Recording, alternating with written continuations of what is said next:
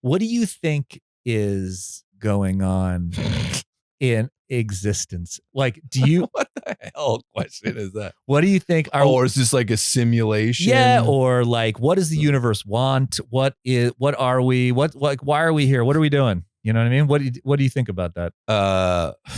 Do you believe in God? Not really. Not really. My grandmother was on her deathbed and couldn't talk, and Yeah. they brought in the pastor, and I explained to the pastor that my grandmother is agnostic, and I wrote it down, and she, days away from that, she crossed out agnostic and wrote atheist. So if she had the courage to do that then I can have the courage to do that now. Do you believe in like a creative force in the universe? Sure.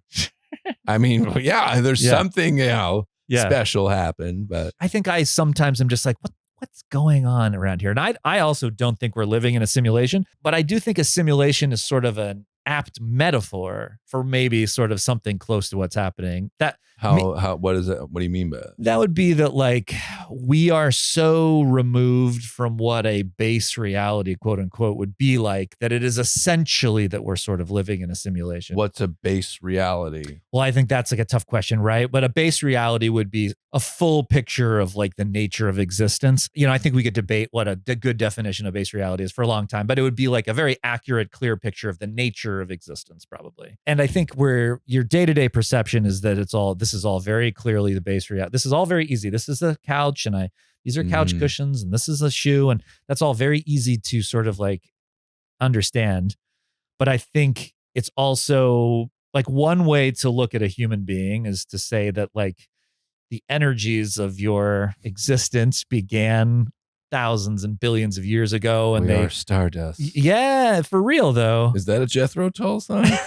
I think my dad wrote that. But it's like we perceive ourselves in these very limited ways, and I think that you could easily argue that there's so much more.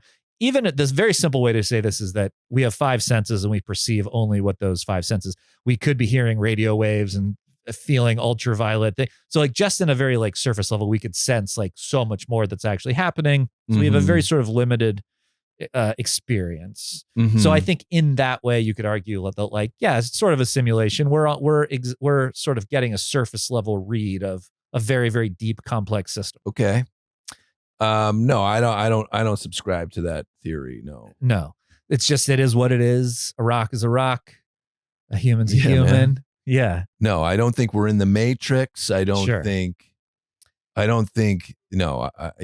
an Occam's razor guy over here. Yeah. Well, Occam's razor is interesting, but so Occam's razor me this. Why is the universe not just a black void devoid of like every individual piece of matter is equally spread and nothing attracts and it's just like a blank lifeless void, right? Like why does gravity exist? Gravity is like a rule of our universe, but doesn't need to be. You could have a universe that doesn't have gravity. How does that happen without something you call God? No, I'm not. God is gravity. God is physics. Yes. Sure. Yeah. Okay. Fine. Well, yeah. I think you like. I'm not arguing for like a Christian God in any way or any sort of like a God. Here's what I know. God is a man. That's what I know. We can both agree on that, brother. Yeah. For sure. Whatever started it. Yeah, but it's like you had a penis. Yeah, undoubtedly. Beautiful. Look at beautiful penis. A huge, gorgeous. But whatever size it was or is. Yeah. It's perfect. Yeah. I think for me, it's like, why isn't the universe just like an empty black void of nothingness? Like why we have a universe where gravity exists, where there's laws of nature that attract things, where like certain chemical reactions take place. I don't think that any God came down and was like, let there be gravity. But you're like, knowing that you have to sort of, as a thinking person, reconcile you have to come up with some sort of I think it's like unifying theory for why that. And not like why. I think it's just like when you look, you're like, if you leave our universe alone for 13 billion years, Beethoven happens. And so to me, it's like the nature of our universe. Beethoven, the movie you're talking about. and Beethoven too happened. Yeah. All those things. So it's like the universe trends towards complex systems, right? And it's just like, so that is the like, if I were going to say what I thought God was, it would just be that. And you don't have to. Trend. Yeah, atheist. It would be that trend of the universe. It'd be like, this universe is tilting towards creating these like complex structures. I think so long as those philosophies don't absolve you of the responsibility you have to other people, then whatever. Yeah.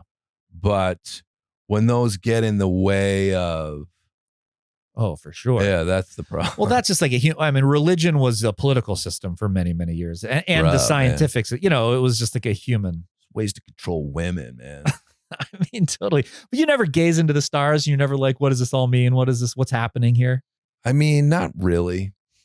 No. Yeah. It's beautiful. Yeah. It's majestical. Yeah. It's, but I don't feel an urgency to understand it. Yeah. I mean, probably couldn't be understood even if we had more answers. Yeah. It's a mystery. It's a mystery. Great talk. I'd like to begin with a fact. So deep. So deep. Or in Chicago, New York, or Los Angeles. You have to go deeper, I think.